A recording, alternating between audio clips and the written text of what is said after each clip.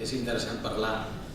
d'aquestes figures, entre altres àmbits, en l'àmbit d'aquell col·lectiu de gent gran amb malalties neurodegeneratives que és fàcilment anticipable, diguem-ne, tot un procés de posterior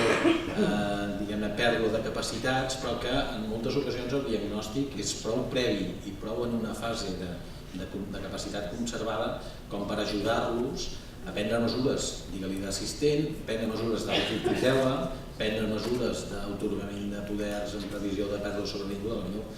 Escolta, tens una persona gran que està perfectament ubicada en una residència, al seu gust i a les seves ganes, etc. I l'únic que l'amoïna és que el dia de demà a la millor té un pis que si el pogués vendre quan toqui vendre, el pare no em va bé vendre-ho, em servirà per acabar-me de pagar els anys que jo necessito a la residència. Escolta, simplement atorgant un poder, preveient aquesta circumstància, fora del fill aquell que sap que el vendrà ben vengut i el destinarà on toqui, doncs li resols bastant problemes. Tot allò que tingui part de participació, d'anticipació per part de la pròpia persona afectada en aquests col·lectius que són fàcilment